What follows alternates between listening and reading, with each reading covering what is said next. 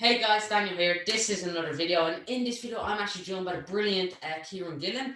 If those who don't know, Kieron is a writer. He's probably only done a couple billion comics. He's known for his work in comics such as Darth Vader, Doctor Aphra, Uncanny X-Men, Young Avengers, Thor, Ironman.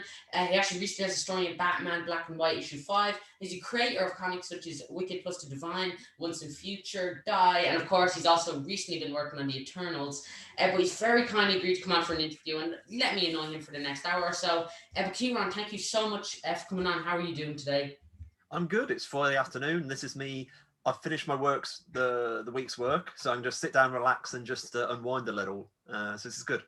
Sit down and relax and let me annoy you and ask you all my silly questions and pitch you, of course, my brilliant fan theories that I've come up with all by myself. So I imagine I imagine the weather's the same. It's kind of bleak over It's in bleak, but it's Britain. You know what I mean? It's always kind of bleak. Yeah, well, I mean, I'm sure that the gods of the weather saw that I was interviewing you and he decided to let a little bit of sunshine in. I'm pretty sure that's how it works. So I think we're getting a little bit of sun in here. There's so many different comics to cover. So my first question for you is, how did you get into comics? I got into I read comics when I was young, and it was like the stuff you got in newsagents because there was no comic shops where I came from. So I read all the the Beano and 2000 AD and the Marvel reprints until I was about in my early teens, and then basically I sort of drifted out of comics. And then around when I was 21, I was basically going to America for part of my degree. I did a science degree, and basically I worked in a lab in America for a year. So I was waiting to get my visa to go to America, and I was basically hanging around London to get that. And I popped into the Virgin Megastore, it was called back then, and I saw a copy of Watchmen. And I never read Watchmen, but I'd read the music press, I'd read all the papers, so I knew I should have read Watchmen. Yeah. You know what I mean? It was kind of a thing. So I picked that up, and in the 3 hours I was waiting for my interview, I just read Watchmen cover to cover, and that was kind of my way in, because I went to America for then, and then the first month almost, I had this is before we had internet at home, and I didn't have a TV, and I just had Watchmen and a load of really pretentious philosophy books, and I was too depressed to read them. And so basically all I did was reread Watchmen for a month, and that was kind of my way in that when I met friends in America, one of them was a comics person, and so he lent me a lot of 90s Vertigo books like Hellblazer and Invisibles and Preacher and that kind of stuff, so that's got me sort of vaguely interested, and I sort of did 1 or 2 comics a year until I hit 25. Then I got very into. That's when I kind of fell in properly and started going to comic shops every week, because Alan Moore started doing his ABC line, so it's things like the League of Extraordinary Gentlemen. When I heard about that, I was like, oh, that sounds interesting. So that started me going to shops, and that snowballed, and then I got involved in the culture and started going to cons, and that was my way in. So I was sort of a late convert. I read it as a kid, basically, but then I came back as an adult and kind of came in hard. It was like, oh, wow, there's this whole new art form I know nothing about. Let's really get into it. And so besides Watchmen, were you a fan of any specific comics, or was it just mainly Watchmen? To be honest, I always say, from 21 to 25, I was an Alan Moore fan. And then from 25 onwards, I was a comic fan. But, the main ones were, in that period, apart from Alan's stuff, were, the Invisibles. I was Garth Ennis, obviously the Invisibles was more awesome, but the Garth Ennis, his early Hellblazer, his Preacher, and that kind of there's something really appealing about these. Essentially, he did a lot of stories, had all the supernatural stuff, had all the kind of action, but also was a lot of just people sitting around in pubs and having real conversations. So in other words, it was especially because I was in my early 20s. It was I could recognize this as quote unquote my life a bit. But that's the stuff. But earlier on, when I was younger, I really liked the old Transformers comics. That kind of Simon Furman wrote most of them, and they were really. I was really into them as a kid. And there was I think I was really into Spider-Man as well. That was probably my main superhero, I think. But I think the first comic of superheroes I read was one featuring Thor fighting the Wrecker. And that's the reason why I've always I can't pronounce Thor. My THs are pretty weak. And the Wrecker, I've always liked that kind of the bandages around the head and a crowbar. Dad was a builder. So crowbars being a super weapon seemed to be quite appealing to me. And so I'd be remiss if I didn't bring it up. Who's your favorite Watchman character? If you can narrow it down to about 500. Wow, Watchmen. Like, I always say Rorschach, Little but I pet think dog. Is that a Hmm? Ozymandias his little pet dog that he has? He's adorable. Yeah. I used to say, I mean, Rorschach's the most interesting character because It's not clearly quite. Okay, that's not quite true. What's interesting about Rorschach is the fact that he is so clearly like this warped moral center of the book, in that, you know, he's this. What's the Greeks talk about classical Greek tragedy has the idea the tragic hero who has this flaw. And in the case of Rorschach, he's clearly a mess. He's like this right wing, all kinds of sexual, you know, in his head, he's all kind of weird and like wrong. But at the same time, is pretty much the first line he says, "I will not compromise in this, even in the face of Armageddon." And you get to the end, and then he doesn't. You know what I mean? And there's that kind of, so that's to my understanding of literary structure. Then it was like, oh right, that makes sense. And that was kind of, you know, and by reading it so many times, I saw the stuff that Alan and Dave did with it, like stuff like obviously his mask is always changing. Like that's the visual, but there's 3 panels where they don't change. His mask stays the same, and it's the panels where everyone else is agreeing not to mess up the world. You know, it's explicitly so that, you know, that's kind of like, oh wow, comics can do that. You know what I mean? Yeah. And that was part of why, because it's less. Obviously, I'd never want to write Rorschach. You know, that's just because, you know, I would never want to write anything in Watchmen. It's, for me, it's a finished work. But like, seeing that what someone can do with comics, that's why Rorschach was my favorite character then. And it's not like, you know, I admire him or anything, but like, that was my first moment I realized, oh right, there's something special here, something really magical. And you know, at least a lot of what I've tried to do is, okay, can I do not something that's like Watchmen, like, because you can't. For me, the point of Watchmen is to do something not like Watchmen. You know, the kind of 9-panel grid and all that is cool, but to repeat what Watchmen did is not to understand Watchmen, because Watchmen is trying to say we can make better comics. And I was always trying, okay, I absolutely bought that. The idea that comics can be anything, we should try it. I'm a complete hippie at times. And I mean, like, of course, the comic was brilliant, but the film had one thing the comic didn't, and Ozymandias had like the 90s George Clooney Batman nipples on costume, which was like, that's literally the only thing they didn't have in the original comic, which, I mean, just made the film, like, I think 100 times better, would be fair to say. I think that's fair. Like, I said, sorry, so the I think I quite liked it. I wasn't a fan of the movie, but like, I did like the title sequence when they were going through history, and that was also the other stuff they made up. And it was like, the stuff they made up I liked more than the stuff they kept from the book. So it's like, maybe they should just made it all up, you know. Still. Yeah, absolutely. And of course, you know, like I said, I don't know how I ended up talking about George Clooney's Batman nipples. That comes up in conversations a lot, I've noticed. It's very hard to not bring it up. But of course, so many different things to discuss. What was your first actual comic book work? Wow. Maybe you back a couple million years. Yeah. So that is the weirdest thing, because as I came to comics late, you know what I mean? The idea that I have had like a 15-year career in comics is weird. Like 15 years is an eternity. You know what I mean? Like, it was like my first real job in America was Phonogram with Jamie at Image. But before that, I actually did 2 5-page stories for Games Workshop. They had a Warhammer Monthly, so like the Warhammer 40k comic, I did 2 5-page stories for, and that was in 2003, I think.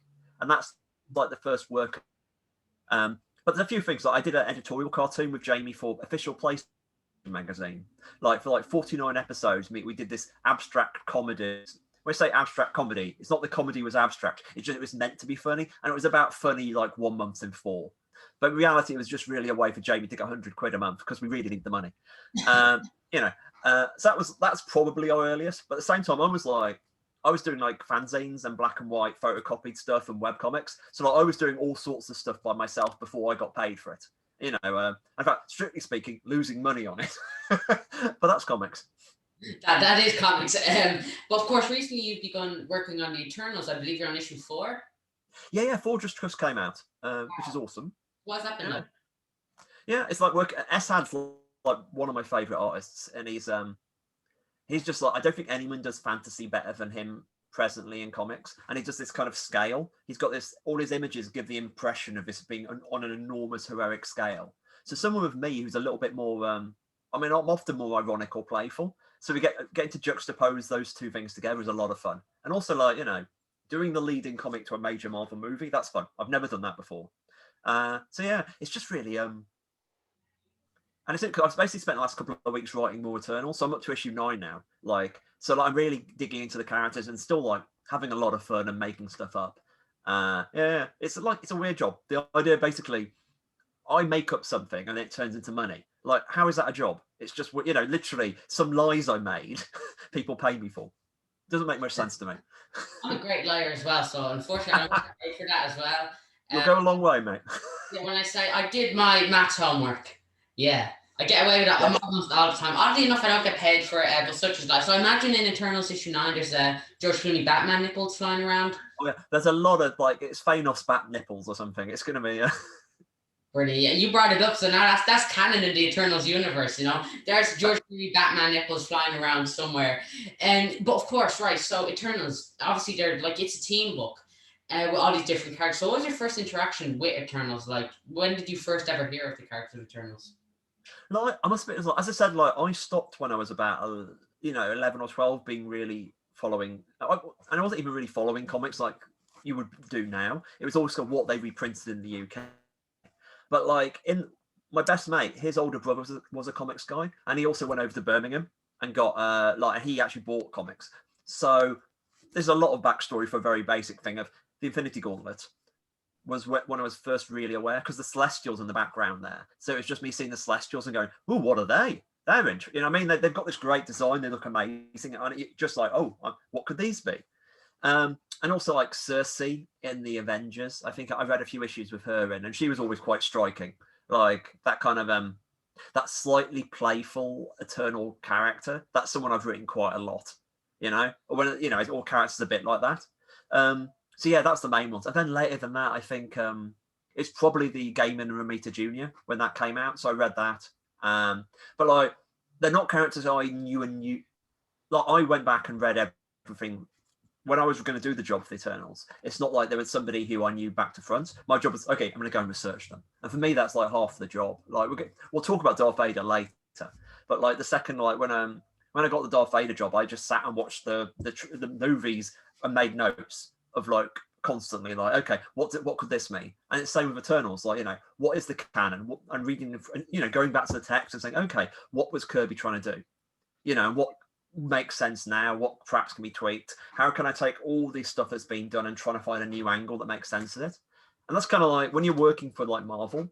For me, that is kind of that's partially the job. The idea of being brought in and perhaps like a redecorate. It's like you're decorating a bit, like, okay, this is what they've got, what can we do with it? Yeah, absolutely. And so, like, obviously the Eternals are kind of these mystical type characters. I believe that they weren't originally created for the Marvel universe. They were created for their own thing. So going in, did you kind of treat them as not really Marvel characters and more kind of their own beings? It's hard. Like, you've definitely caught the main thing, because they're really good supporting actors in the Marvel universe. Like, they turn up all the time in other people's books, but they've never really had a big long run of their own. Like Kirby's was 17 issues. Like there was the mini in the 80s, which was like 12 issues. And there's been like shorter series. There's like 11 issues, I think, in the noughties after Gaiman. And Nauf did that, didn't they? So you know what I mean? Like they've never quite managed to sustain it. I think my analysis is, I think it's because what you said, as in the fact they were made to be outside the Marvel universe and imported.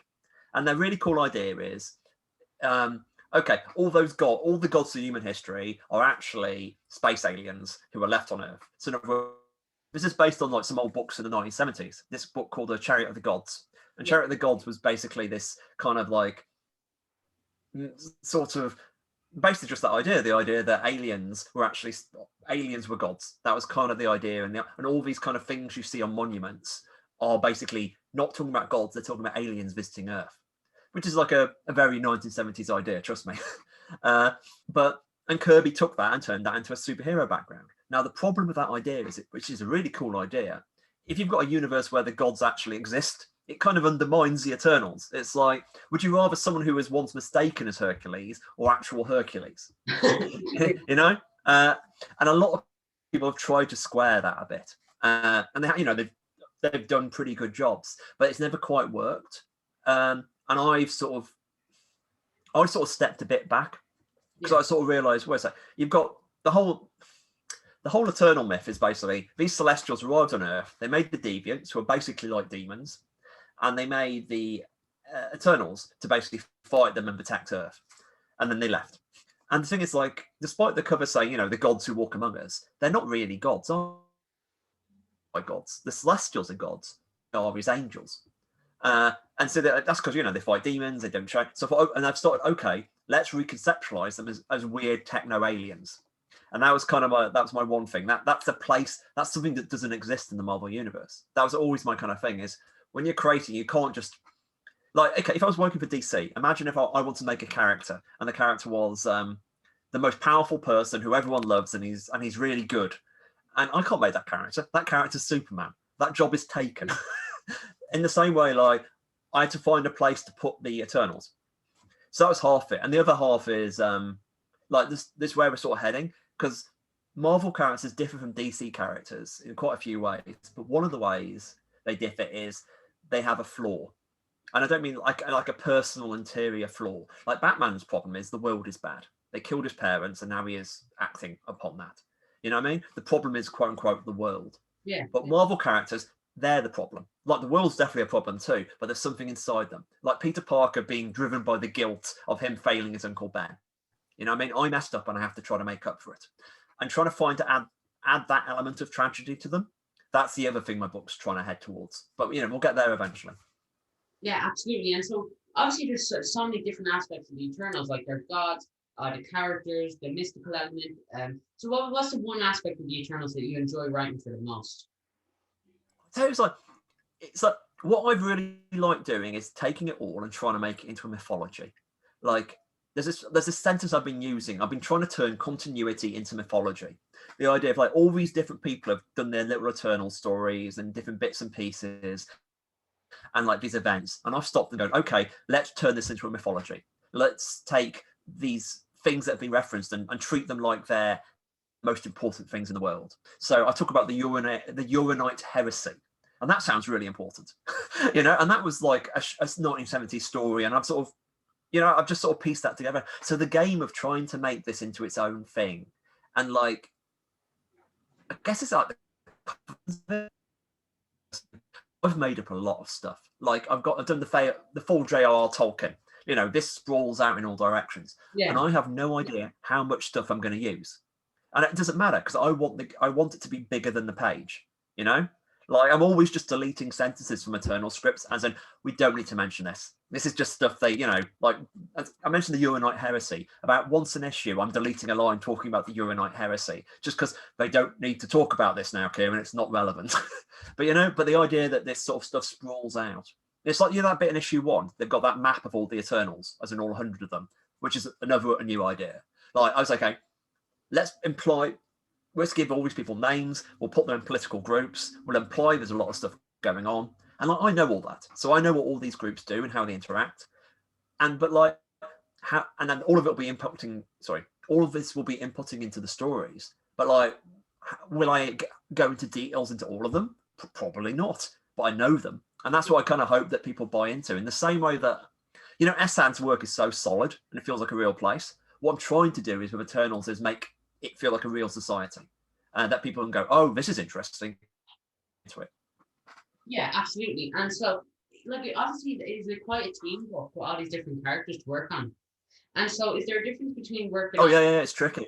Yeah, is there a difference in working on a character, like a single character? Like, obviously, you've got to do quite a few, as compared to a team book, because you have to fit in all these characters just in one issue. Yeah. So actually, weirdly, I just did a big essay. I do a newsletter, and you might suppose I talk a lot. And my essays, I'm always trying to have download, but I put a mate of mine asked some tips for writing a team book, and I wrote this essay in my newsletter about, okay, these are the first 5 ideas I've got. Go with me. It's tricky. I think I'm better at team books than solo books, and it's part of it's there's kind of two. Again, be really broad here. This isn't true, but there's really kind of 2 sorts of team books, and one is the actual team book, and that is basically like the Avengers or the Fantastic Four. And at least part of the idea is you want to see them get together and do the team thing. You want to, the reason why Captain America shouts Avengers Assemble is kind of, that implies the Avengers were apart. Yeah. They come together and do the thing. And the other sort of book is more like the ensemble cast. And the idea of this isn't really like, it's like Watchmen. Like the Watchmen never get together and Watchmen it up. It's like these are a cast of characters and they're all doing their own thing. No one's really the lead, but they're all kind of that. And analysing which is your book at any time is kind of the job, and how you're going to make it work. With Eternals, my idea was I don't view it as a team book. I view this as a book like a society. You know, it's like I'm taking my time introducing the cast. I've got this whole, as I said, I've got this whole 100 characters listed at the start of issue 2. Abstractly, they're all in play. And it's more like it's like in Game of Thrones when you have all these different characters going off and doing their own things or whatever. And in Game of Thrones, they went for like 5 seasons before major characters met. You know, and they were all just completely separate plot lines, which kind of influenced each other, but they never actually met. And I'm not going that far, but at the same time, I'm very aware that I would like to be in a position where I can just drop a character from the book and we don't need to see them. Like, you know, or like, especially we've got the, actually I can't talk about that yet. You know what I mean? Like abstract. Yeah. Yeah. Does that make sense? Yeah, absolutely. And you're wondering, I'm a huge subscriber of your newsletter, so that's how I cut on that team book question. So, you know, it's my pleasure to read your emails. But of course, so you're about to see some of my brilliant leeway skills. But actually, before Eternals issue 4 is out now, people can get that from their local comic book store. They certainly can. And issue 5 comes out sometime next month. I believe so. I think we just had a skip month, but I think issue 5 is out next month. Yes. Brilliant. And so moving on, you're see some of my brilliant leeway skills. We discussed team books, but you also all got to work on the X-Men a little bit. And yeah. See some brilliant leeway. You didn't even see it coming; it just came out of nowhere. So I can see you're amazing. So take a seat. But so of course, you got to work on the X-Men. What was that like? That was amazing. I mean, like the X-Men, I did read as like when I was young, and it's like when I was writing, I was taken over from Matt Fraction, who's like a really good mate of mine, and we co-wrote for a bit. Then I took on solo. And it's like the X-Office then was doing this story basically about the fall of Cyclops. And I got to take over it like when there was so much emotional weight, as in so much work had already been done. So I just picked up and ran. And so it's weird. It's almost I only realised this as in, oh my, it's actually 10 years since I wrote that book, which is such a weird thing. I mean, I wrote them. I mean, it was definitely a weird one because I was writing it during Avengers versus X-Men, like this big crossover. Yeah. And I wasn't one of the writers of Avengers versus X-Men. So there are like 5 writers on that crossover. So I was basically responding to this stuff, these big events. And and that's not a problem. I knew that all along. Yeah. So in other words, I'd planned for my book after 12 issues, this thing called Schism happens and the X-Men split into 2 groups, one of which I take over. And then after another 12 issues, Avengers versus X-Men happen and the Avengers have to fight the X-Men. And then my run would probably end, but I kind of had it open. So it was like for the first time I was thinking, okay, I want to increase the tension. I want to basically have Cyclops and Wolverine increasingly rub each other up the wrong way, you know? Yeah. And then for the next 12, it's like, I want to increase the tension with the Avengers. And also like, it's when I was putting my team together, I was explicitly thinking, I want to have the most powerful X-Men team of all time. Because it's almost like if we're going to have a fight, let's have a fight. I want that one. It was a bit like I did grab the powerhouses and also the ethically complicated ones. Like, you know, I had Magneto on the team. I took Colossus and gave him Juggernaut's powers. You know what I mean? Like, that's like there's a phrase writers say, putting a hat on a hat, as in it's a bit too much. But I think that's the right number of hats. You know, a guy who's made of steel with more armor on top is absolutely my thing. You know what I mean? Yeah. So I wanted to do like there's a lot of character work there, but Uncanny X-Men was like big scale superheroic action with big ideas. Like I really wanted to do science fiction ideas in there, and I think I mostly managed to get away with it. But it was me trying to play the main stage at Glastonbury, is what I say. Because like before then, I was quite regularly an indie writer. That was the biggest book I got to take over and actually be expected to run. So like for me, it was almost like me trying to prove I could do a book like this. Yeah. And also at the same time, I was doing this book called Journey into Mystery with Kid Loki. And that book was actually, as I say, Uncanny X-Men was me trying to prove I'm not a complete weirdo. Like I can do a mainstream book and be absolutely commercial and exciting and etc. Whilst Journey into Mystery was me trying to go, oh no, I am a weirdo. So like doing them both at the same time kept me balanced.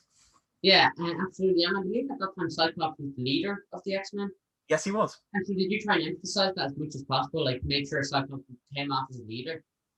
Like Cyclops, for me, Cyclops is an easy guy to be a leader because, as I said, like there was so much of the work done beforehand on him.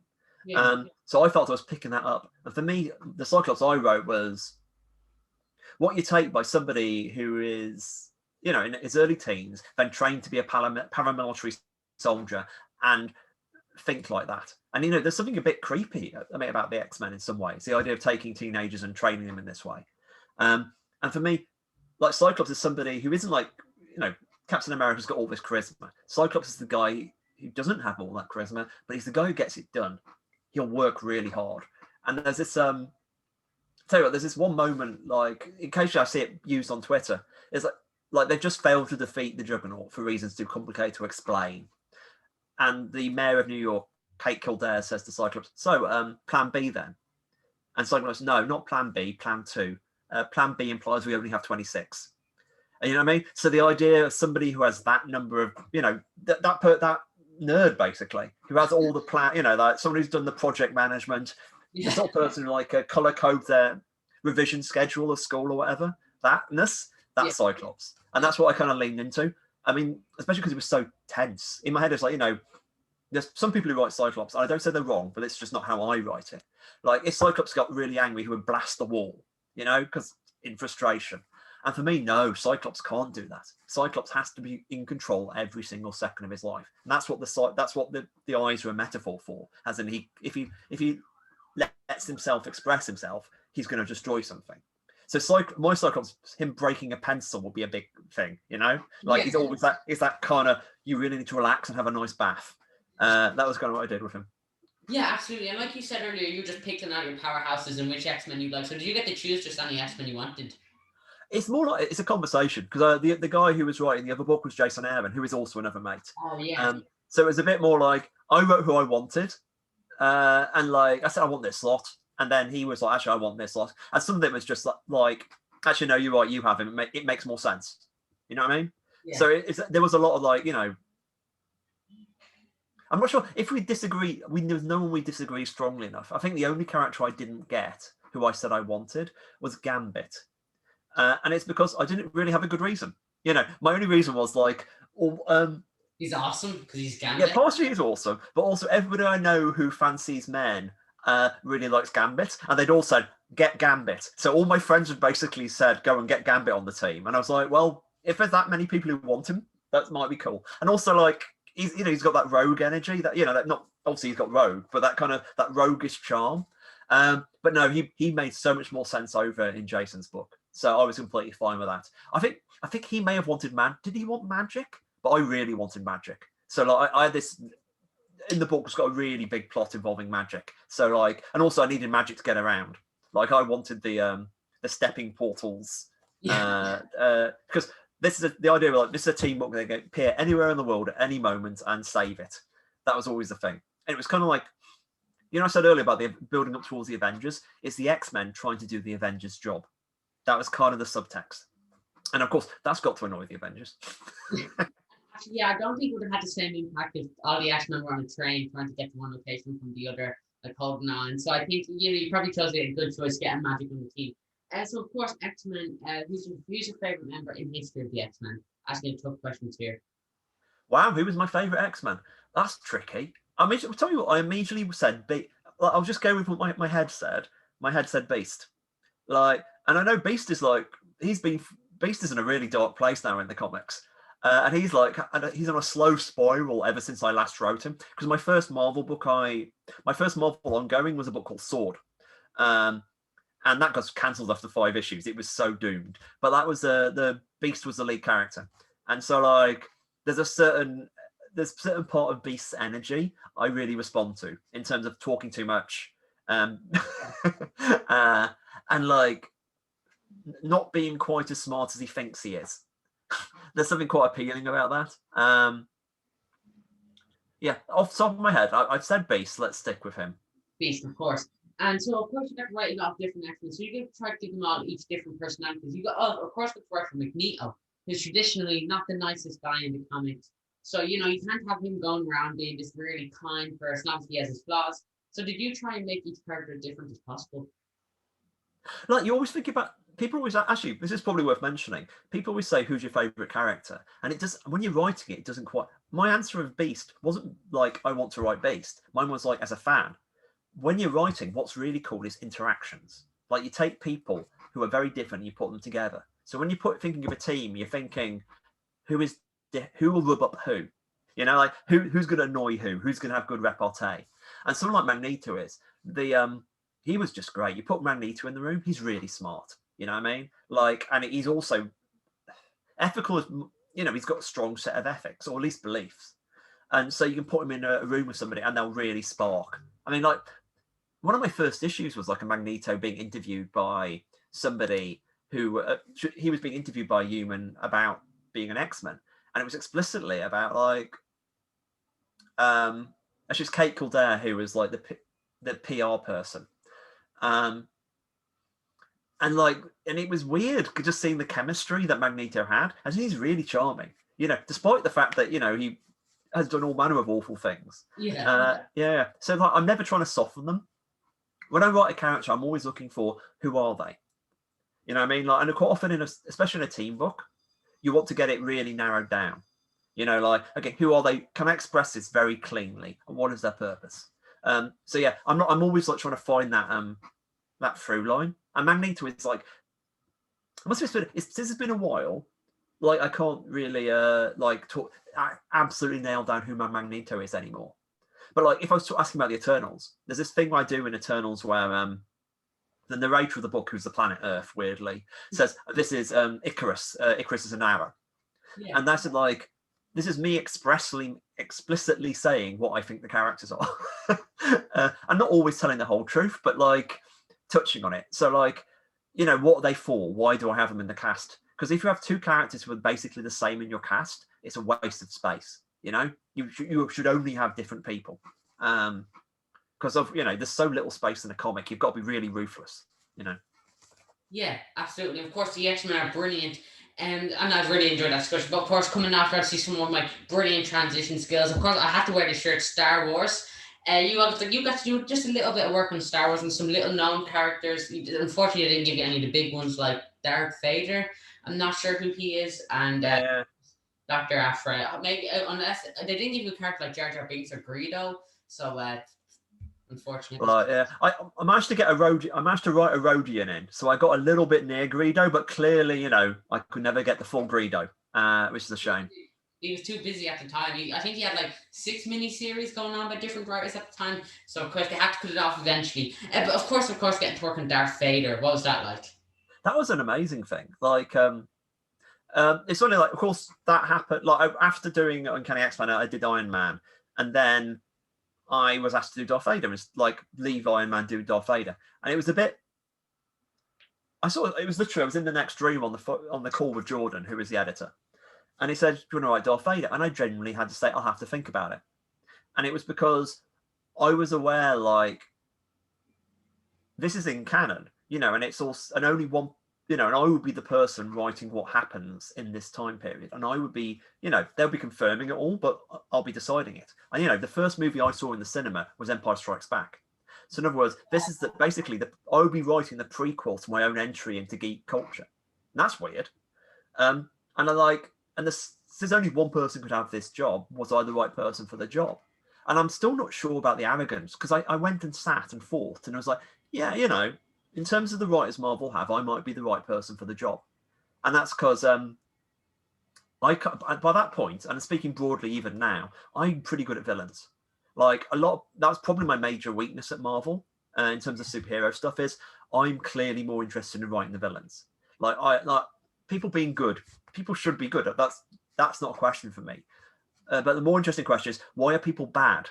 Because like we all know what good is. Why are we bad? This is like, so my interest in villains kind of comes from there, I think.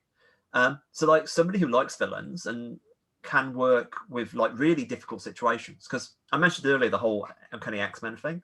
Like me writing that was tricky because I wasn't setting the direction for the line. I was responding and creating my own space. So I could see why they would ask me there as well. I mean, the other writer who was doing the main Star Wars book was Jason. So it's basically getting the gang back together, which is like part of the reason I'm sure they must have picked us. But once I'd accepted, I was thinking this is going to break my brain, because I said, this is writing my own origin into geekdom, and it never did. It was just always really like easy is not a word I like using, because it sounds like nothing should be easy. It should be hard work, but it wasn't. Like Star Wars for me was like playing the blues. Like it's like how the song goes like da da da da da da da da, and it's like I always knew if I was writing something that wasn't Star Wars, because like I do a lot of like quite complicated story structure and lots of really fancy stuff, but like I knew if I did that with Star Wars, it would be wrong. Yeah, Star Wars is much more direct. You know what you want from Star Wars, and that was kind of for me like so the trick with Darth Vader was it had to feel Star Wars. It wasn't that I was writing an Imperium book, because an Imperial book would be really grey and dull because they're just mean. I had to write something that felt like Star Wars. So in other words, so a lot of what I did was inverting the classic Star Wars story and basically put Vader in the role and then build the cast around him to support him. And that was my kind of the idea. We could have all the action and I'm using romance. I don't mean like kissing. I mean romance, like the genre of romance, which is like adventure and action and the big scale emotion. And that was always what I wanted to do. And people seem to like it, which is like that was every job you do teaches you something. But Star Wars basically taught me a lot about how to chill a lot, because I relaxed a lot. And I said I just sort of did what came naturally. Like after about a decade, I've only just realized I used the Force, Luke, in that kind of, I just relaxed. I turned off the computer guidance and just took the shot. It was a lot of fun. Of course, and like Darth Vader, this is a question I actually did hear from Eden Sachs, who's pretty right in Star Wars Bounty Hunters. And in Star Wars Bounty Hunters, main character is Balance. And Balance, traditionally, he's not a very happy character. He's angry. He doesn't talk much. So I was wondering for Darth Vader, you can't have him exactly going, okay, I know what I should do. I should do this. I should go do this. He's a very quiet and he's angry and he's a plan. So for you, was it a challenge for you to kind of make sure he didn't talk as much as he should have? No, you're right. I mean, like I'm somebody who my characters talk a lot, and then, like very clearly, the more every single line Darth Vader says feels wrong, So when I was earlier, I found myself thinking about Darth Vader that we should be scared of him. Like in any panel, we should be worried what's he going to do next. And that made me think about, okay, what other books work like this? Well, basically, I immediately went to the Punisher. And there's the same, like I wouldn't say all good Punisher books like this, but quite a lot of good Punisher books do have him as this kind of like, what on earth is that guy going to do next? And I realized I don't want to use narration.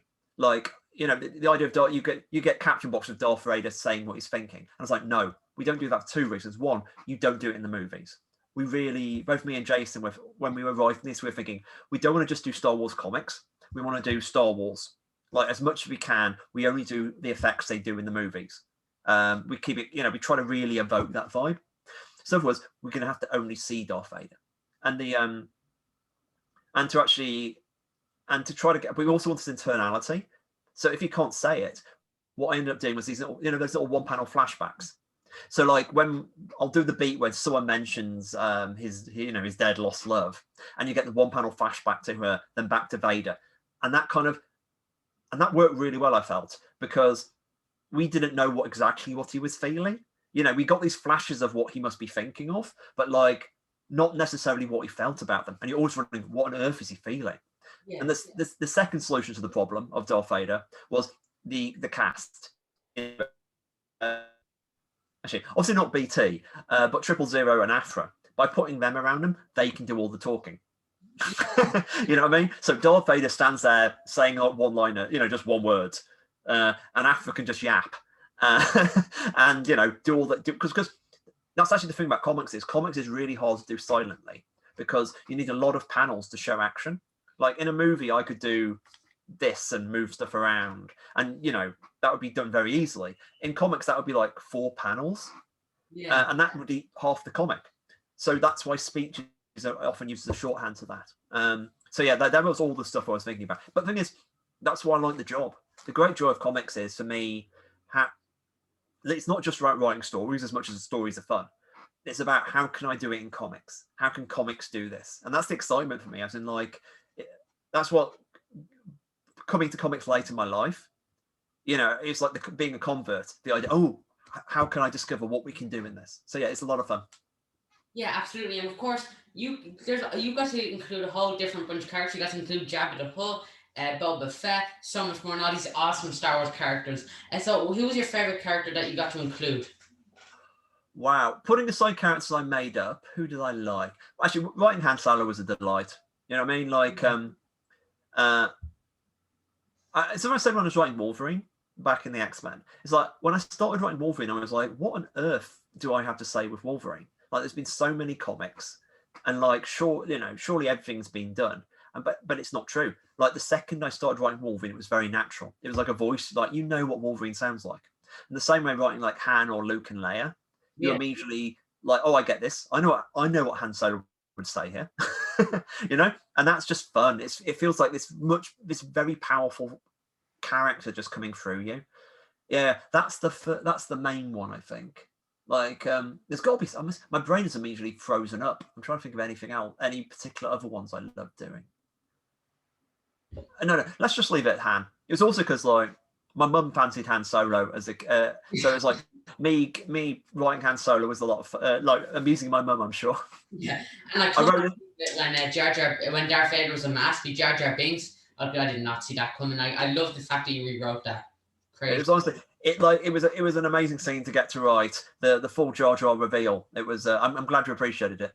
It was me, and he rips off his mask, and it turns out I did not see that coming. And then, of course, he has like a quadruple lightsaber, and he's just spinning around, throwing it in the air. Yeah, like, and it was brilliant. But of course, like another question I want to ask: Star Wars is a very tight canon, and you were kind of writing this little niche in the Star Wars universe, like in between the films. So you can't do something like a big world-ending trek, because that would have been something that they would have discussed. So did you feel like a certain sense of pressure, like, okay, well, I have to get this right because it's very small, it's very self-contained, and I can't break any canon? I was like, pressure isn't the right word. You know, I know what you mean, but like limitations are useful because it tells me what the job is. As a writer, the worst thing is when the job changes. Like you're hired to do something, and then the job changes, and you went, wait, I didn't say I would do this. In the case of like Darth Vader, it's like I knew like my story would be set in this period, like after New Hope, before Empire. So like I wasn't going to pitch a story where Darth Vader becomes a mobile DJ, you know, because like I know what happened. It was more like for me, like I'm looking at this period of story and going, okay, what makes sense here? Because Darth Vader starts, you know, that's literally where the run comes from for me. Like I was watching, you know, I mentioned earlier about sitting and watching the movies and I'm making notes. And I was just thinking, well, at the end of A New Hope, he's one of the only survivors of the Death Star. And then if you watch the prequels, it's like they've been planning to build this Death Star for 20 years. You know, this is literally a 20-year plan. And the whole of the Emperor's plan is build Death Star, just destroy Senate, use Death Star to threaten galaxy, rule. And like, so it's a 20-year plan, which costs so much money, and it's just gone down the toilet. And Darth Vader was the guy on the scene. The Emperor's going to be furious. So like, but then I realized at the start of Empire, he's in charge. Darth Vader wasn't in charge in A New Hope. Darth Vader was basically the heavy. Whilst at the start of Empire, he's like ordering people around. Like the whole Darth Vader killing people, that's not in A New Hope. That only starts in Empire. So he's gone from being, he should have been crushed, you know, and really kind of almost sacked, to being more powerful than he ever was. So what happens there? And for me, that was the story. How can we get from this part to this part? So the limitations was definitely a limitation, but it was also like, that's the story I want to tell, you know, because the fall and rise of Darth Vader, that's cool. You know what I mean? So like, they just clarify it. And that's also why I think people like the run, because it was very clearly looking at something people loved, like the movies, and thinking, okay, what do we need to know about Darth Vader? And of course, the other thing being the moment everyone seems to like is the I have a son. You know, the moment, that's the other thing. Darth Vader realizes the last 20 years of his life has been a lie. That's, you know what I mean? That's meaty, you know what I mean? That was a lot of fun to write. And then he takes off his mask and he says, "Used to make me do the bad thing." And oh my god, I can't believe it. It was like, it was brilliant. I can tell that like literally all the Star Wars films have been leading up to this moment. So it was brilliant to get that in there. But of course, you talk about that big reveal at the end, and I'm not sure if it's a spoiler to say who gave that information. But there's one character who, of course, gave that information. And did you already know you wanted it to be that one very specific character? It was like that was actually I think that was Jason's idea actually, because obviously that scene plays in both books. Like when we went there, and that was funny. It's like we went up to Lucasfilm to pitch it, and we had our rough ideas, and then basically we went to the pub the night before, like me and Jason and the crew, and we just talked and brainstormed, and we got so much that evening. And then we came in and basically said, our first two arcs are separate, and then we're going to come together on issue 6 and have the same beat, and we'll see the Boba Fett doing the Boba Fett thing. So yeah, I think that was Jason who suggested it. But I think it's mainly because Jason wanted to write Boba Fett, and I was like, sounds great. Like he was definitely he was hard. Like writing Boba Fett was tricky for me because there's so little Boba Fett dialogue in canon. Like every time Boba Fett said something, it felt when I was doing it, there was so little Boba Fett dialogue in canon.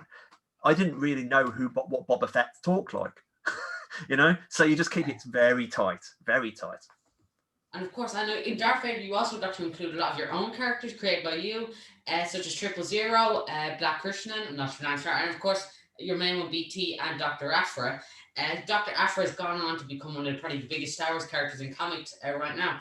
But yeah, so how did you get to add your own character's story? Was that something you knew you wanted to do since the start? Add your own characters to the Star Wars universe?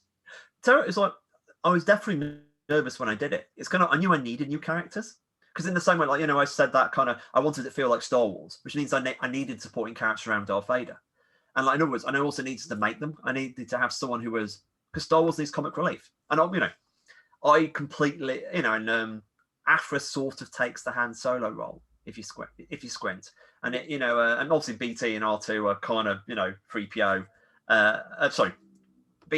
BT and 000 are kind of like 3PO and R2, very clearly, and they're playing a similar role, but just a bit bleaker. So I was quite nervous how people would accept them, but afterwards, people just loved Aphra straight from the off, because I was always a bit like, people are buying this because they want the Star Wars, and like, is she Star Wars enough? So like for me, when I was making up, the idea was the phrase I want to say is I don't want to try too hard.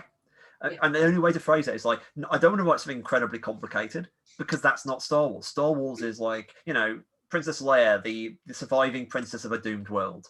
Luke Skywalker, he's farm boy who is, what I mean? These are big, iconic, simple ideas. I mean, Han Solo is, rogue smuggler. So like, I was looking for something that pure and simple.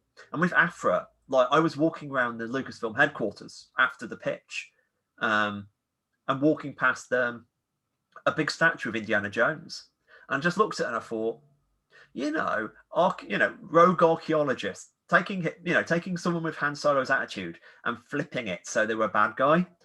That's quite Star Wars, especially because Star Wars is a very old universe. So someone digging up stuff and trying to sell it for profit, that's fun. That would be someone who would hang. Then I thought. And there's something really fun about taking a character who's also Harrison Ford and using that in the, there's something that appealed to my playfulness. So yeah, and then I thought they were going to say no, it's such a, but they absolutely loved it. There's certain lines I'm amazed they got away with. So yeah, it's always trying to, iconic characters in Star Wars. That was the way for me, as in really trying to boil these down to really big, pure pop ideas. Yeah, and of course, Dr. Aphra, you got to create her, and what's it been like? Because she's the first ever character to get her own Star Wars comic that's not from the films. So it could be worse, So what's it been like? And now she still has her own run going on. So what's it like to see how she's progressed? It's like my little girl's all grown up. It's been fun. Like honestly, I thought I was just going to do Darth Vader and leave to create her own work. Then it was like they offered me Star Wars. They offered me Dr. Aphra. And it was like, okay, I can do some work on Dr. Aphra. It's that kind of, because there's still some work to do with her. And then it was passing over to Sai. That was kind of like, the third arc was like me and Sai Spurrier. We were co-writing it. And originally I was going to do like half the issues, I think, and he was going to do half the issues. Well, I was going to do the first and last. But like, he came in and just started writing it. And like, by the time we got to where issue 6 would have been, I looked at it and I thought, no, Sai has earned the right to write the end of this arc. This is his story. And it was very easy to sort of like, we talked about because he used to live around my area. I live in Lewisham in like South London, so he was also living in this area. So we met in a garden and we just talked through ideas. So I had a sort of a slow farewell in terms of like, this is what I think that what the character needs now. Go have fun, and they did, and seeing Cy go forth and write some of these scenes, which were my idea, that was interesting. And then it increasingly just became like seeing Cy do his own stuff, and he did amazing stuff. And now the new series is happening, and it's fun. She pops up in other media. There's literally there's a toy I've got a toy on the shelf facing me of her. So it's really interesting to see where this character's gone. From that moment of me standing in the Lucasfilm headquarters, it's fun. And what's it like? I occasionally say in creator-owned work, in work for hire, characters don't seem real until someone else write them, because the people like Spider-Man, like they've got to in some way be taken away from you until they become part of that universe. So like Aphra only really became real to me in that, like, okay, Aphra only ever felt part of the Star Wars universe. She always felt real to me because your characters do, but she only really felt Star Wars when Jason Aaron took her and wrote her. As in, she was in he obviously was writing her for Vader Down, but then she went into Star Wars for like 6 issues, and that, what I mean. Then she's left me and has now become real. Like it's like Pinocchio, I guess. Yeah, and what's it like to watch the Star Wars films and know that your character, Dr. Aphra, is in the universe somewhere, probably stealing something or something? That sounds fantastic. I mean, yes, you're entirely right. She's off there making a complete mess of it somehow and probably stealing something that isn't hers. Yeah. It's fun. And also it's like seeing people's responses, like the cosplay is amazing. And, making a character that people respond to is an incredible blessing. Like, and I've been lucky enough across the years that, several characters have sort of, they've gone out and done stuff. Or like my Jamie McKelvey, who's like the guy I work with mainly in comics on Wiki and Divine and Young Avengers and Phonogram. Like he's an amazing costume designer. Like he designed the current Captain Marvel costume. Really, the America Chavez, which obviously is amazing too. Miss Marvel, like these kind of, and of course these are really iconic looks, and they're all over the place in cosplay. And I have, Kid Loki was really useful for me, and all these characters. Yeah. Just seeing people get something from them, and that someone can find something in a work of art, and they care enough to like really just take it into themselves. That's a lot. I feel, I'm incredibly lucky to get to do that for people, because I was somebody who was changed by art as well. I would not be here if I never went in and picked up that copy of Watchmen and had the top of my head blown off. You know what I mean? And that you get to do. This is something that me and Jamie said quite a bit. That all we want to do is do for other people what the books we love did for us. That, and there's something quite holy there almost. Yeah, absolutely. And so coming off Star Wars, of course, you got into work on your own comic, Wiki Plus the Divine, with Jamie McKelvey. So what's that like?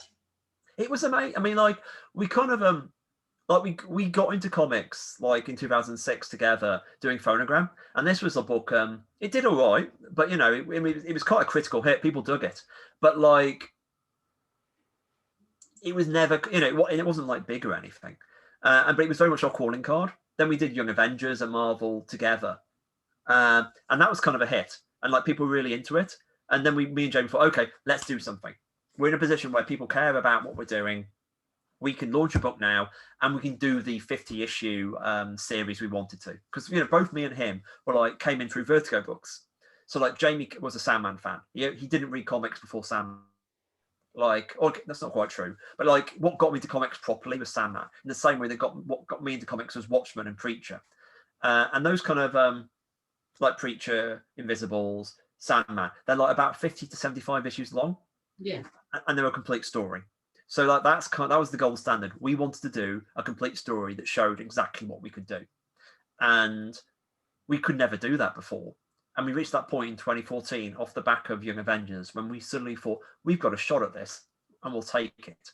So it's a bit like Eminem in basically we have one shot and we went for it. So we had this idea for the book about gods and pop stars, and we hit it. We just did as much swagger as we could and pretended we were a big deal, and it sold. And it was like that kind of, it was really a kind of like, as far as indie books go, a phenomenon. Like there was so much cosplay.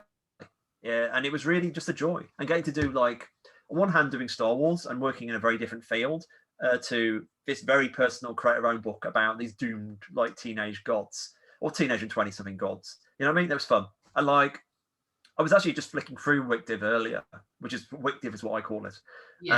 Like the end, and it was like, I'm just flicking through. I'm just obviously it's quite a while ago now, especially the early stuff's 2014, and it ended a couple of years ago.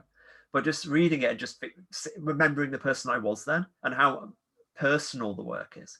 Yeah, again, I felt really lucky to actually put my heart on my sleeve and go for it. You know what I mean? It's like it's a rare privilege, and I was aware that I mean, I always said like my first book, Phonogram, like we wrote that assuming it would be our last book.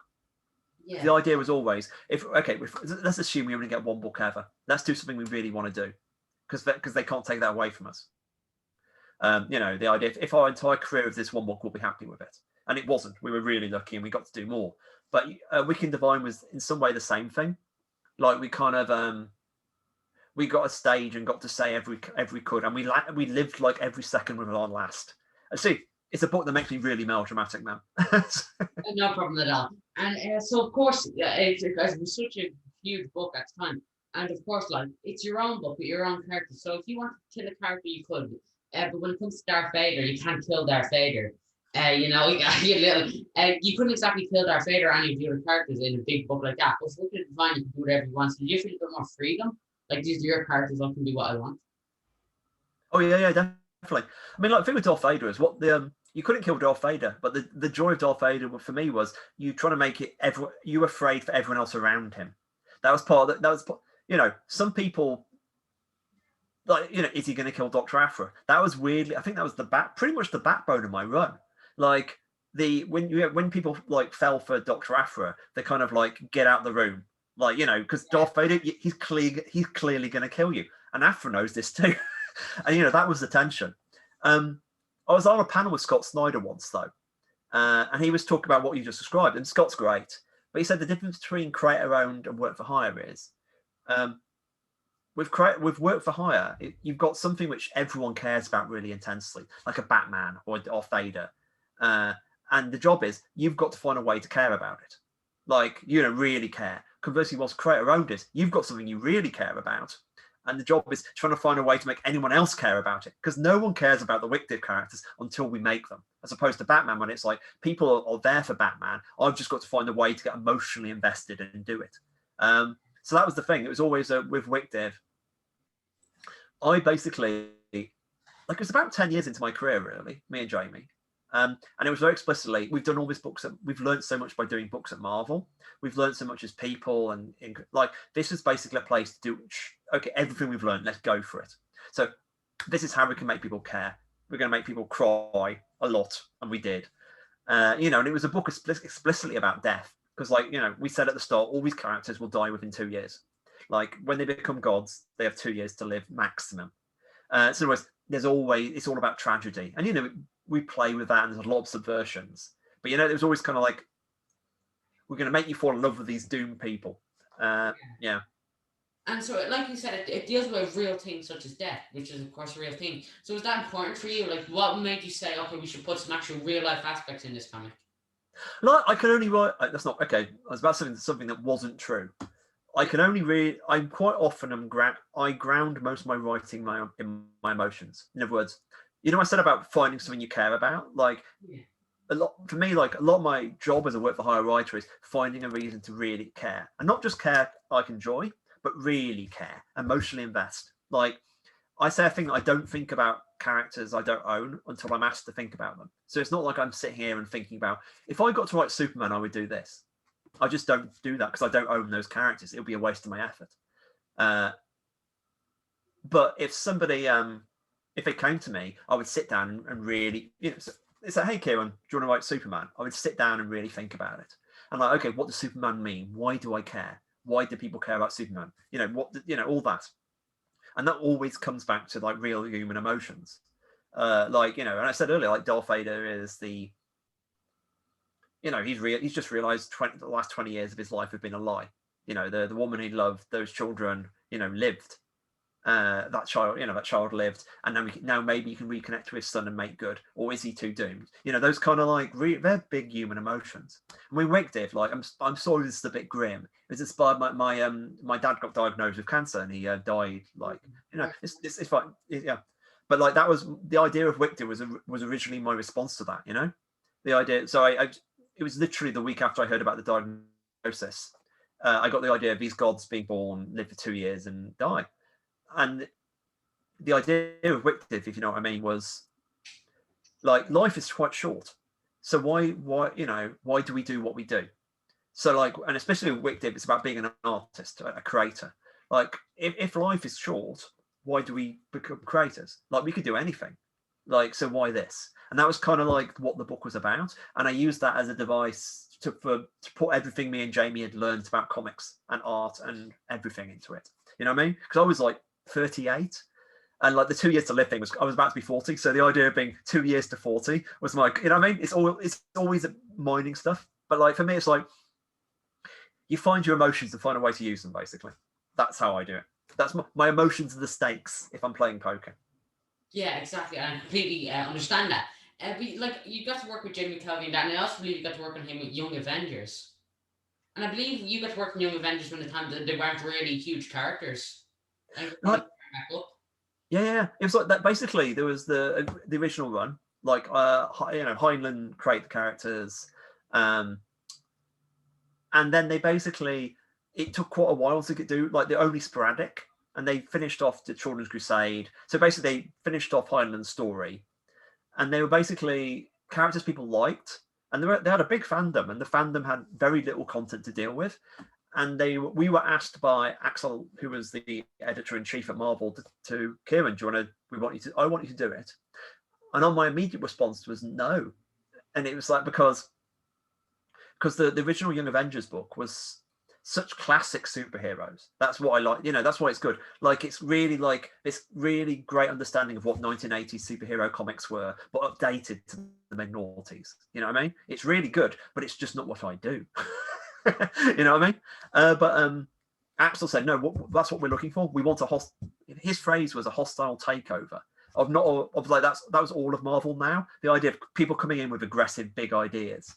And that was what I did. So I went away and thought about Young Avengers and how to sell them as a clean idea. When I say sell, present them as a clean idea. And the thing for me, after this is coming back to the finding a way to make yourself care. I looked at like the original Young Avengers and realized it's about being 16. That's what I felt it was. The idea that you're just starting to move into the adult world. You're kind of trying to live up to the people around, the expectations of you. Yeah. You're et cetera, et cetera. And for me, my idea of Young Avengers would be, this book's about being 18. The idea of like, perhaps you're not as interested in, maybe you're more interested in standing alone a bit more. Maybe you're more instead of having hero figures who are older than you, maybe you've got hero figures of your own age. You know what I mean? Like, and you start getting the age gap more. You start thinking you can actually handle stuff by yourself. Especially in my club, it's when it's most likely that sort of period. Here's another way of putting it. Like Young Avengers, the first one was about like when you're still living at home, and like Young Avengers version 2 is about when you might be leaving home, or when you could possibly leave home, maybe to go to university, maybe go somewhere. You know what I mean? So yeah, that's what we tried to do. So it was a hostile takeover, and we just went for it, and people liked it. Like the level of cosplay was ludicrous at the time, and it's a book people really are nice about. You know what I mean? Like it was a really hard year for me, obviously personally, for the reasons I just mentioned. But like, it's definitely one of those books that fundamentally changed my life. Yeah. So I can't count myself very lucky. Yeah, absolutely. And so, did you try and write them as kind of young adults? Was that main? Like, I sort of transitional people. You know what I mean? Like, I'm trying how to phrase this. What I was trying to write, because think of young adults. Anyone who reads young adult fiction knows that. Well, how to phrase this? There's a line me and Jamie said, but teens aren't rated teen. Like all the stuff, people like the stuff that teenagers can do in movies. it's considerably tamer than what they do in real life. Because I remember being 16 or whatever, like, and younger, and it's like all the stuff I got up to is not, and the language I used, and all that just isn't what they put in the most films or children's stuff. So idea was like, let's make them more credible. That was kind of like, the voice was less the thing than the attitude. And for me, it's like the first scene in the whole of Young Avengers is Kate Bishop waking up from a one night stand with Marvel Boy, and specifically, it's the idea, and it's the first time she's woken up in a stranger's bed. You know what I mean? And like that. So this is getting far too detailed, but that is what I moaned. Like that kind of like the first time you do something. That there's a lot of that in the book. And I wrote this scene. It was the first scene I wrote for it, and because I gave it to Marvel, because I was very aware that if Marvel say no to me doing this, I'll just quit. Not in a bad way, but just like what I'm interested in doing is doing a slightly more authentic late teenage experience, like something that's realistic and grounded, but also like playful and fun. And they were up for it, and they, my editor Lauren Sankovic, she backed us every single step of the way. She was fantastic. So like she's very much an unsung hero of the book. Yeah, absolutely. And so coming off that, you also have a comic you've been working on for a while called Once in Future, I believe, and it's on issue 18 now. Yeah, issue 18. We're just having we're having a few months hiatus until August when we're back. But yeah, 18 issues. It's been fun. It's basically grandmother and grandson monster hunters, as in grandson who does not realize his grandmother was a monster hunter, and it's kind of it's against a backdrop of like it's all the monsters are Arthurian monsters, like, so it's basically King Arthur's the bad guy. It's the idea of zombie King Arthur coming back to attack England, and they're trying to stop him. And like my gran was Irish and came over and went to work in England when she was 14. She was from Limerick, and so I was like, the inspiration for that, I mentioned always personal. Yeah. But I found myself thinking about my relationship with my gran, because like my gran was she was working full-time jobs when she was 14, and I couldn't tie my shoelaces when I was 14. I was useless, and I was the first kid in my family to go to university. Like, so I've got this, that kind of like, work, that generation gap between grandparents who had it a lot harder than I did, but same, but also still being working class and all those kind of things. That's kind of what I wanted to put the heart of that relationship, and then make her shoot monsters. she would have appreciated that. It's a natural next step afterwards to shoot monsters. Yeah, I'm sure that's to in her free time. But of course, Once in Future issue 18, people can pick that up from their local comic book shop. They certainly can. Like, there's first 2 trades are available. The third trade will be out relatively soon as well. So like, they're really nice to. The first 3 are a really nice full story. We've just got to a really big change of status quo. I've just done something really, like, one of the biggest beats has just happened this week, which is very exciting. Especially like, and Die, which is the other book I'm doing, is also coming back, which is like goth Jumanji. Like, people get dragged into a D&D world basically as adults, and like that's coming back in its 4th arc. So basically, these 2 create our own books I did. And they're both kind of like really far into it now, and it's really fun. I'm an amazing but I get to scratch all these different itches. Like, I count myself very lucky, like between like Eternals, Once in Future, and Die, and a few other things I'm working on. It's really fun. I'm in a good place. Yeah, and there's really lose track of all the comics you're working on. Like in your newsletter every week, there's like 4 different new comics that are coming out this week. But of course, you brought it up, Die. So what's it like getting to work on that? Fantastic. I mean, Stephanie Hans is she's a friend. I met her when I was doing Journey to Mystery, which I mentioned, the Loki book, and she did all the covers for that. And she also did the final issue, as in the interiors. And I had no idea she did interiors until I saw the final issue. And this is like one of the issues people talk about, as in this is the one where I got my reputation for being a heartbreaker. Like everyone cries in that issue. But like ever since then, we were talking about doing something together. And eventually, because like she's an amazing fantasy artist, and I sort of knew that whatever we did would have to be a fantasy book, because I want to see a fantasy world as created by Stephanie Hans. And eventually, the idea for Die hit me. Like, I was in San Diego one year with Jamie and a guy called Ray Fox, who's an amazing like artist writer, and we're just talking about a very old children's cartoon called. They did a Dungeons and Dragons cartoon in the 80s, which is where a group of kids get dragged like. dragged into a D&D world and they've got to try to find the way home, and they never do. As in they just cancelled it eventually before they got home. And the joke was, I wonder whatever happened to those kids.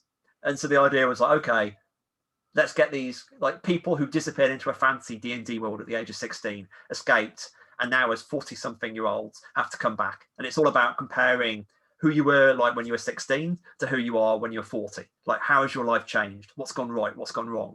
So it was really like a way to sort of like dig into the emotional meaty stuff and get Stephanie to draw these amazing images. So yeah, like I count myself very lucky there as well. Yeah, absolutely. And so you also got to work on another book with Ironman, I think a few years ago. So what was that like? Ironman was fine. It's like I've got less to say about Ironman because that was the one we were doing. I said earlier, like Journey to Mystery was the I'm a complete weirdo. Uncanny X-Men was the no, I can be mainstream and accessible too. Then I did Young Avengers and Iron Man at the same time.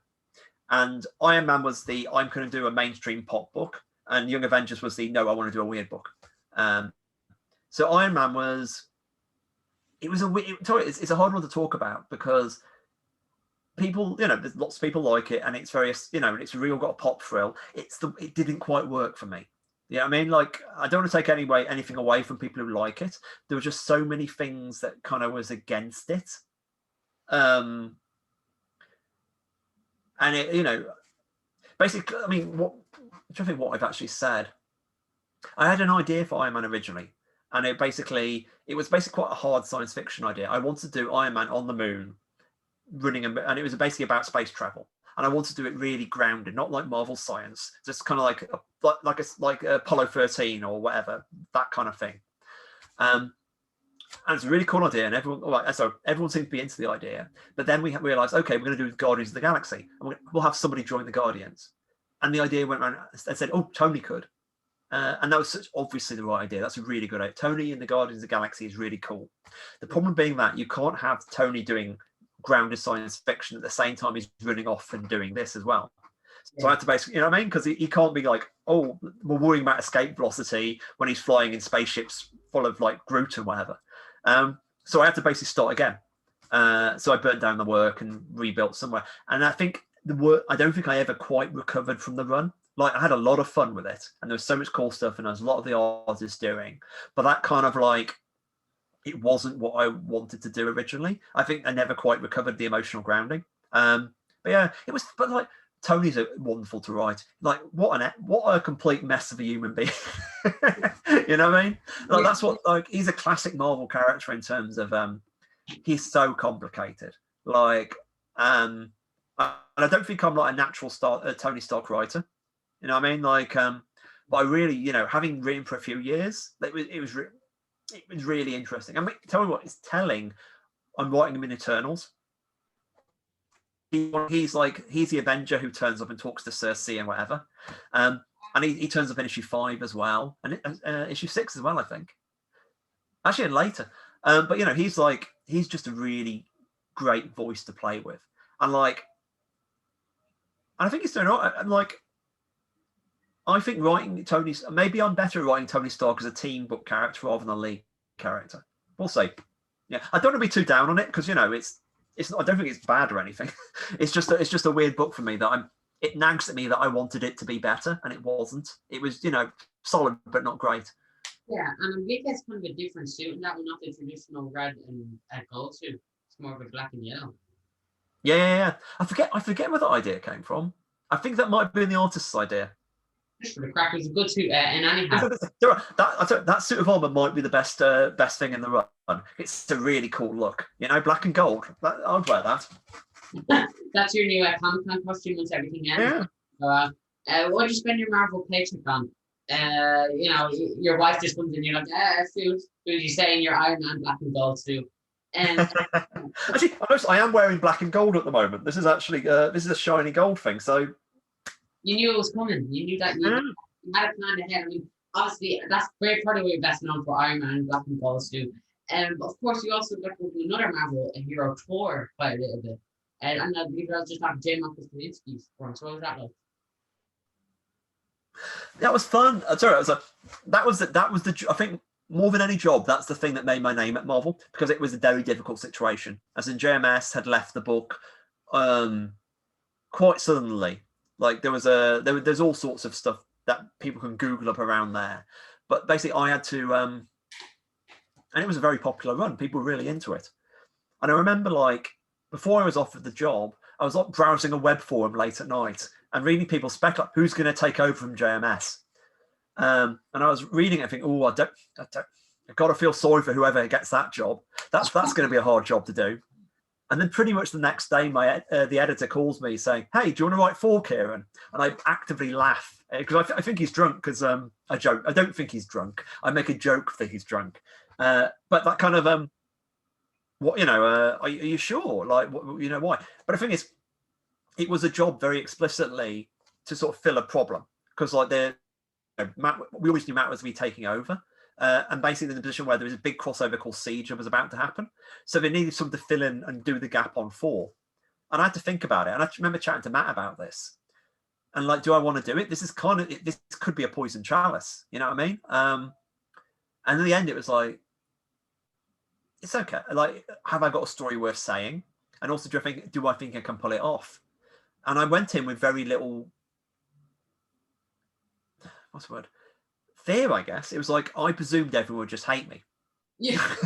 You know, and that was actually quite freeing. You know, you like, if you think you know, if it doesn't matter what you do, you're actually free to do whatever you want. So I went in and just did it. And the weird thing about the run, it was, it went down very well. People liked it. But also, it kept on expanding. It was originally only going to be 5 issues. So, like, I had 3 issues to get back to, 3 issues to wrap up JMS's plot, then 2 issues during Siege. And then it expanded to another issue. And then it expanded to, like, 2 more specials. And then when all that had just happened, because it's like, I wasn't told at the start this is going to expand. It just kept on adding at the end. Then I got the editor phoned up saying, hey, Kieron, are you free for another 4 issues? So I had to make, and also the thing you got to think there is 4 issues without moving the storyline along, because like Matt was still taking over. So like I had to set it all like within a few days after Siege. So what was meant to be 5 issues became like 13 issues. And it was great, you know, it was literally like full on frenzy. And the thing that mainly taught me was I sat back and just looked at the run and what worked and what didn't work as well. And that's where Journey to Mystery came from. Like Journey to Mystery was very much me going, sitting back and thinking, okay, this was really cool. I like this, maybe less so that. And then taking everything I learned from that run and turning it into the one thing, which is very cool to be asked to do that. Yeah. I mean, the thing is, what I always remember about Thor is that this basically it started with, because I didn't know how JMS was going to end it until he handed in the final script. No one really had an idea as far as I could see, or at least I wasn't told how it was going to end. So I basically I would have to write a script quite quickly. So I basically sat and obsessed over his work, and I just read all the comics, and I wrote basically every single way I thought the story could go. Like I look at the clues, and I saw some clues. I thought, okay, that's something. That could be it. And I just drew a big circle around one thing he'd explained. He'd mentioned that Doom had been like cutting Asgardians apart, and he'd take it. Look, this heart carries on beating for 3 minutes if you take it out. And I was like, that's. I really hope he doesn't use that, because that's absolutely a plot beat I can use. Because that was the other thing. It's like, we have 3 issues. I've got to basically, the Asgardians have to be back in America, in Broxton. They're presently in Latveria.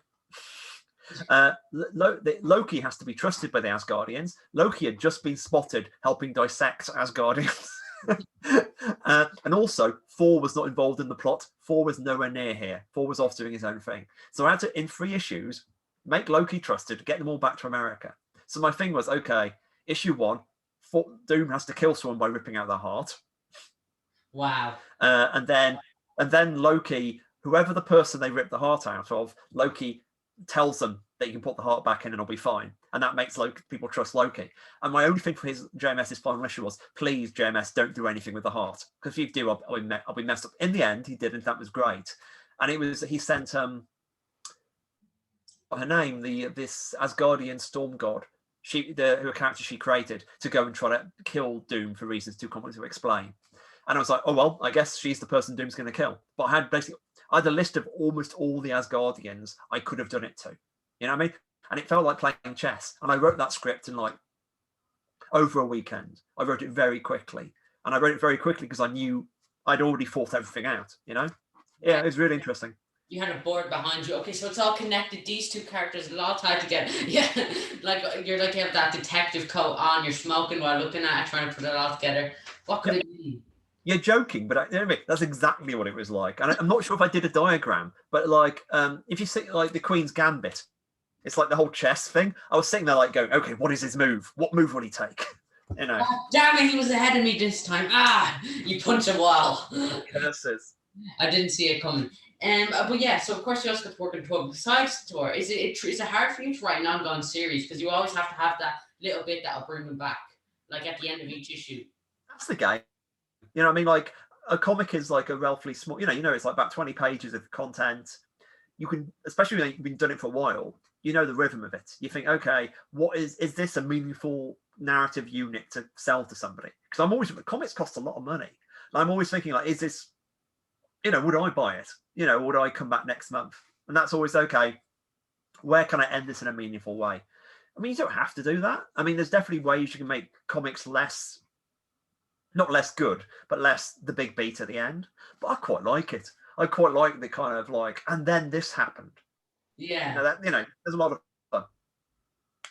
Yeah, absolutely. And so another book that you have, I think you have a quick story in is Batman Black and White issue 5. You have a story? Yes, what's that like? That was fun. I mean, Andy Curry, the editor, who's now at DC now, but he approached me and Jamie, and we've known Andy since 2000. We've known him for literally 20 years, like when we're all on web forums together. And he asked us to be part of Batman Black and White. And I figured, yeah, I've never written for like DC superheroes before. So writing The Dark Knight was really genuinely interesting.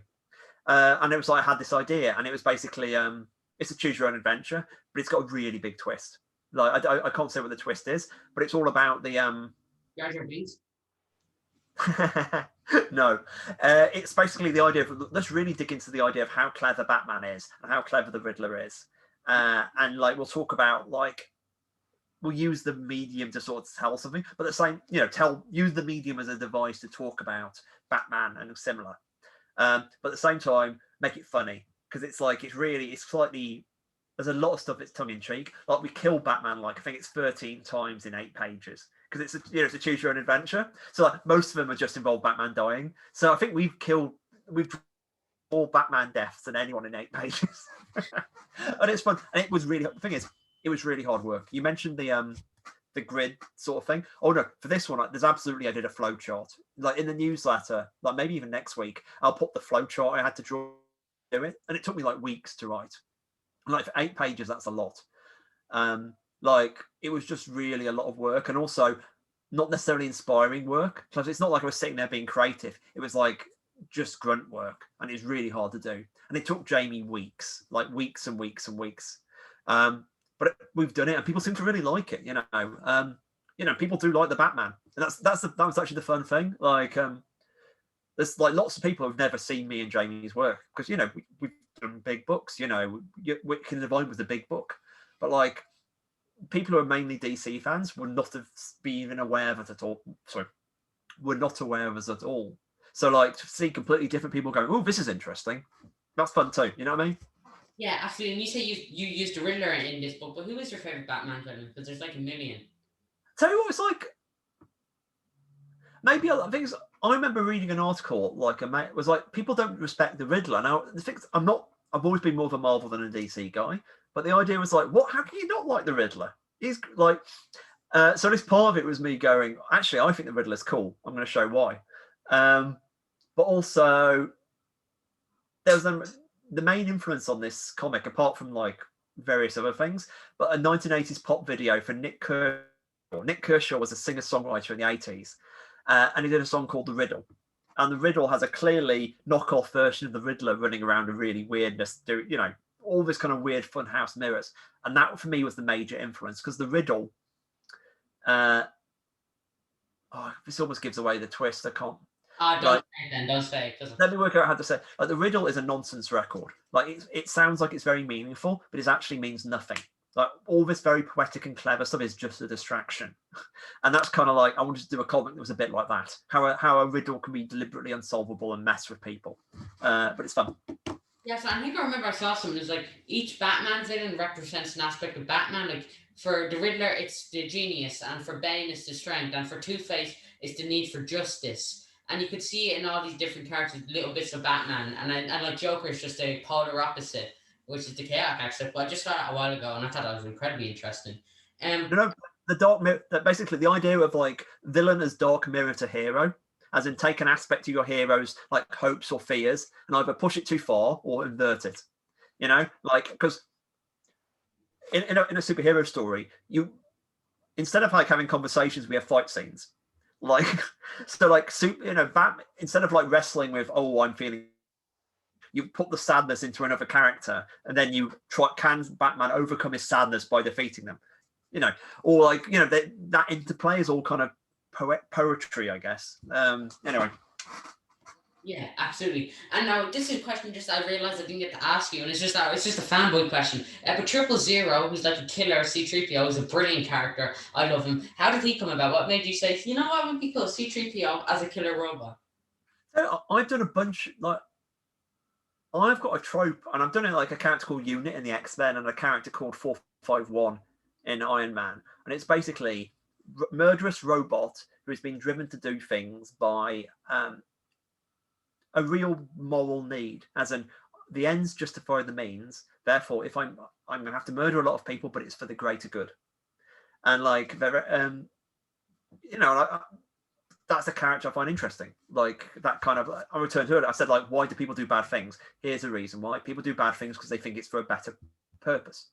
And then after writing them, I had the idea of, well, why don't you just throw the morals out?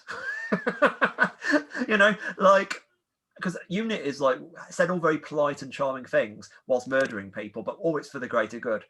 And like you could have so much fun by just taking a protocol droid and making him about murdering people and being very polite, but without absolutely no redeeming moral features. And I just thought that's funny, especially like as I said, they are very clearly inverted 3PO and R2. Yeah, they just are. And that joke never got boring for me. I remember there was one bit where he's like, I don't know how you say it in your language or something, but you were all on fire or something like that. Brilliant. And that's probably my favorite line in the book. So I do. That's literally, we do it in the Star Wars subtitle, don't we? Yeah, That's a pretty funny joke. I mean, like, I don't, like, I rarely laugh at my own jokes, but I think of that. I think that's pretty good. I accept that. Ha ha ha! You were on fire and also dead. Some of your best work there. I'm surprised you didn't get an Eisner Award for that. I think I'm shocked. Yeah. No one would have saw that coming. But my last couple of questions, because it took up so much time. Have you noticed improvement as a writer? Like, do you look back at some of your earlier work and think, I can't believe I've done that, or I should have done that? That's a really good question. All the time, you're never satisfied. You look and you think, oh, that's a bit weak, or like, there's all sort of there, and you definitely think choices you would have made better. You generally get more elegant as you get older in terms of your writing choices. But at the same time, there's stuff I look and I think, no, that's really good. Or like, I can't believe it's as good as it. Because the fact when you are distant, it's no longer you either. Like when you're 10 years on, you look at that person, you think, that person was really messed up. Really trying to work through. Or that was really inspired and he was really trying. And you think, maybe I've lost it. That maybe that whatever that guy had, I don't have anymore. Because that, you know what I mean? So it's always like a conversation with you and your younger self. And it's like, it's not like I sit and read my stuff very often. And but like, you're very aware of your progression as an artist. And I think the danger is, in fact, you not trying anymore. I always get a bit disturbed when things are a little bit easy. Like, that's one reason why I tend to do stuff that tortures myself. And like, I try to, like Eternals, I'm doing lots of, like, I've made a name generator for the Deviants. I programmed, as in I've taken it, and it generates Deviant names. So I broke all the Marvel Deviant names into their individual bits of name, and then added some titles, and you can generate thousands of individual deviant names. Like, why would I do that? I've done that to make the job harder, because if things get too easy, I think it gets slack, and also I think I get worse. Yeah. Like, I need to. A lot of my job is finding ways to make things hard for myself, and by harder, it keeps me interested, and by interested, normally the readers are as well. I think readers can tell if you're bored, especially with me. It's like, I said earlier that Star Wars was easy for me, but like, it being easy was new for me then. And often now when I'm writing quite simple stories, I'm writing them in ways far less rigorous than I used to. Like, I'll write ghosts of an outline and then fill it in. So it's like the process I've made the process of writing harder. It's like the amount of planning I used to do, I just don't do. I remember Alan Moore. There's a really good set of essays Alan Moore wrote on writing comics, and the first 4 are written in 1985 or so, like just as he's about to do Watchmen. And the final essay was written in 2006 when these have been collected and he's just sort of saying stuff about them. The first 4 are very earnest, serious young man, like he's trying to like, I think this works. And the last one is like, yeah, these are pretty good essays, and some of this stuff I still agree with. But like, no, here's the problem to think of now. This is a man who is still trying to solve the problems. What do you do when you've solved all the problems, and and then have to find something else? And that how do you make the job harder for yourself? How do you make things interesting? For Alan, it was always trying to do things he think that may not be possible, and that's good. Like, and that sort of always trying to make yourself better is always in my head. Like, there's a reason why, like, I've started writing an RPG to go alongside Die, so I'm always trying to basically find new stuff to do, because that's the tell you what, creative. I've never feel more alive than when I'm creating something new and I love it. So that kind of thing is absolutely like in the heart of me. So trying to find ways to do that, that's 100% it. And I love the thing is, I do look back and I'm quite proud of stuff I've done. Like, you know what I mean? I look back and think, wow, that was, I'm glad you did that. Or, okay, well, that was terrible. Or actually, occasionally, that wasn't as bad as I thought it was. Yeah, absolutely. And so, another question I want to ask you: if you could have a dream comic with any character, Star Wars, Marvel, DC, Image, literally any character, what's a character you'd like to work on and you haven't gotten to yet? Honestly, I said earlier, I don't think about characters I don't own. Yeah. Like, it's the same here. I don't really have a dream character I don't own. But if people ask what my dream book is, it's always my next creator-owned book.